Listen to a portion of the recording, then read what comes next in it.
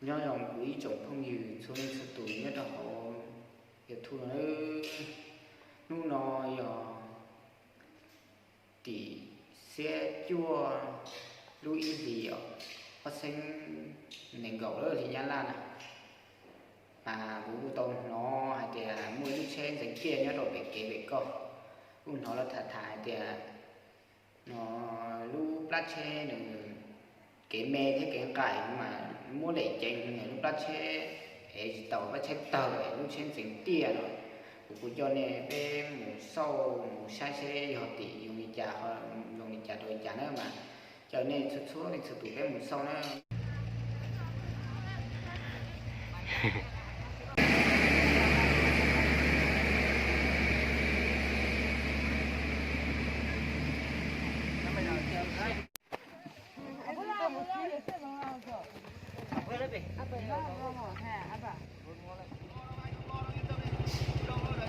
nó trên đò đợi nó dính tia nó nhà nào tôi nhớ chống thể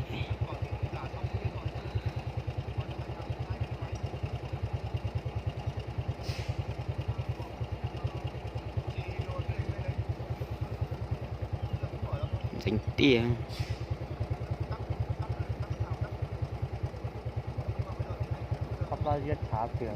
bây giờ trả kia xe dùng ngọn này ở chỉ ni xe đầu kéo đó thay xe đầu kéo tôi xuống rồi đầu kéo đó mà đầu kéo này vậy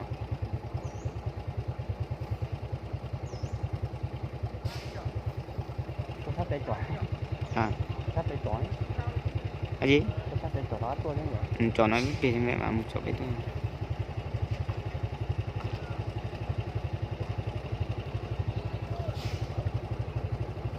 dính tia là chặt đâu tao hồi đã chuối bất tùy tao chặt tao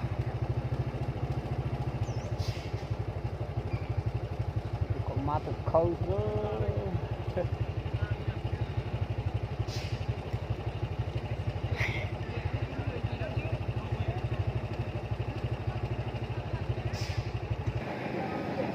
cho nó chết nhá là lại hồ chết thâu xi măng nó nữa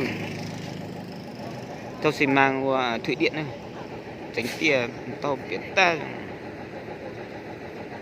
trồng mông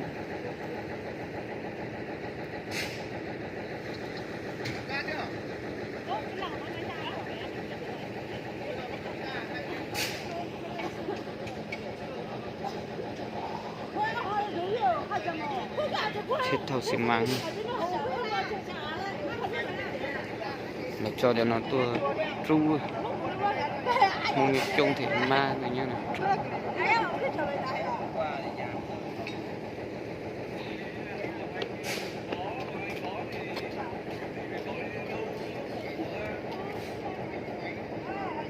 sau thì tốt rồi đây là sao lập đây xịt lốp nó vào cua nhanh nổ lốp à để nặng lắm chợ xi măng thủy điện à ra Lai Châu à thủy điện vào Phúc Ma đấy Panama à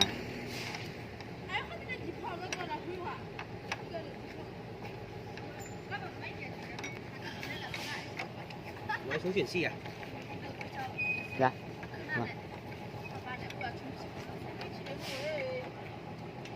tài xế có bị gì không sao xe này còn nổ được nó vào anh bây giờ phải gọi thợ đến kiểm tra nhưng mà chắc là sẽ nổ thôi bây giờ phải gọi thợ đến kiểm tra đàng hoàng không nổ cái chỗ mà họ mừng cái thứ là chủ lái xe chịu hay là cái này không chịu cái này à? Cái này bên doanh nghiệp chịu cái đầu thì có bảo hiểm à còn những cái đựng ít thì nó không có cẩu viết này thì mình phải tự chịu mấy chục triệu để gần máy xúc này cẩu lên gì được không cái này có cẩu được chắc phải cho xi lên hết chứ cho xi sang hết thì mới cẩu cho xi sang hết thì nhẹ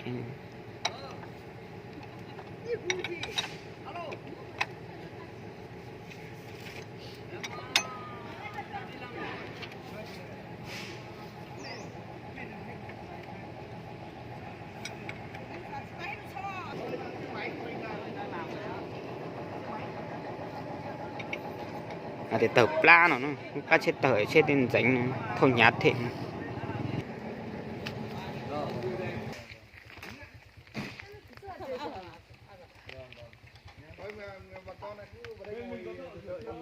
Chắc là phải đợi xe nó về đã, không phải cắt cái bom đó. Cứ bình tĩnh. Dòng này thì nhà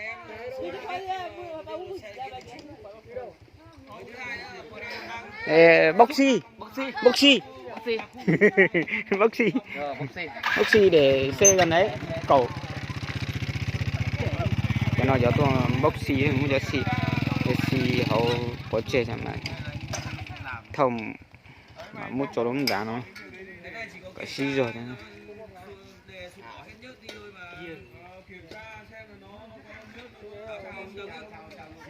Áo hết kim ra này mấy pha chân máy hết đứt ra là được mà.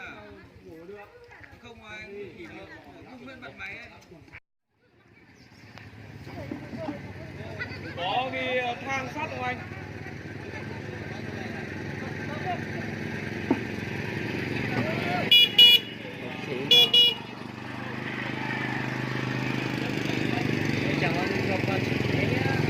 nhỏ nên lý hậu còn trên cho không có chủ đề nó muốn thổi sao nào đó đúng không nó rồi máy thổi sao á nhỏ cái đồng đế thế này nhỏ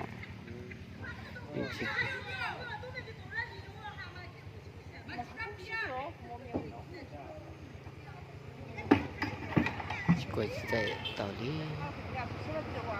chạy đầu hồi đầu tiên sai cái gì sẽ cho lưu hai nó mũi to cái gì sẽ cho lưu hai nó mũi to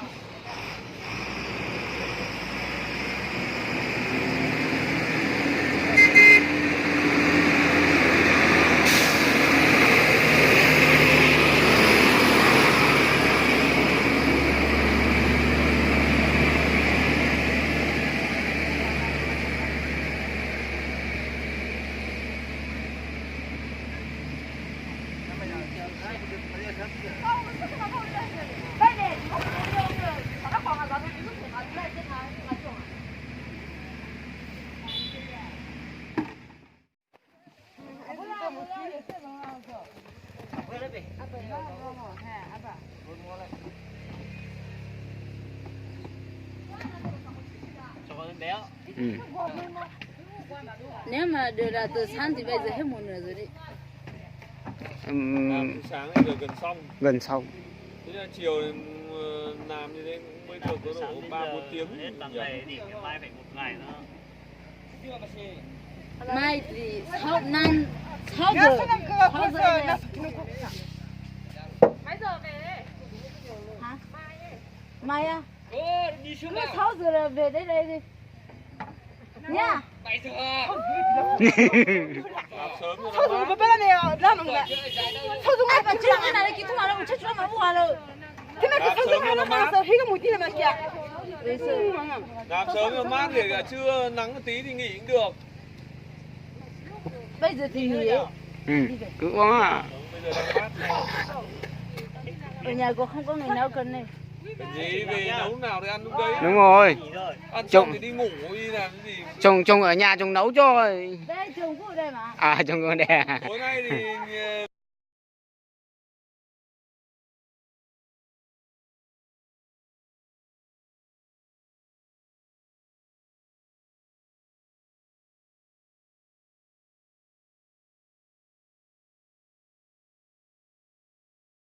Cho chồng này.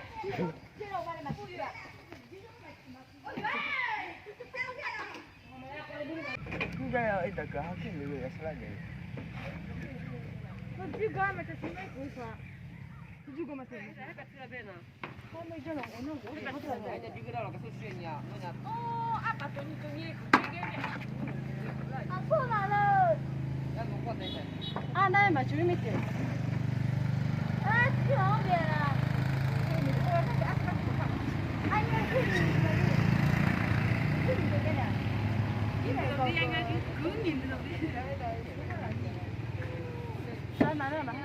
너희 그냥 하다가 죽어했어. 땀에 많이 하고. 주스 안 하고 저는 영어 안 하고 무슨 해라. 제자는 가. 해. 아들 그 있으면 하더라. 아, 나 진짜 나 사진 하나 안 하고 왜 자꾸 해주지? 아,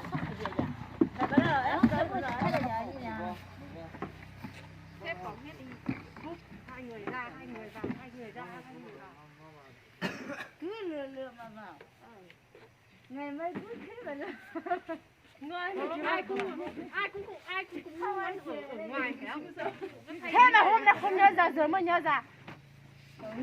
Ngu như khả bố rốt nhà cả. ngu như bà sợ khơi rùa Rốt nhà cả ngu như con là sao? Rốt nhà như con bố. Đi ra mà. Hai mươi đồng tiền mà cô bia mà ngay thế đó. Đấy xuống đi xem. Đấy xuống đi mà hả? Cô không biết làm. Cô biết cô lên rồi. Con là tôi này kia kìa. Con là tôi biết không vậy? Cô bị hơi ở bên mà. Ấy giờ ở bên. cô bị lòng bên à hồ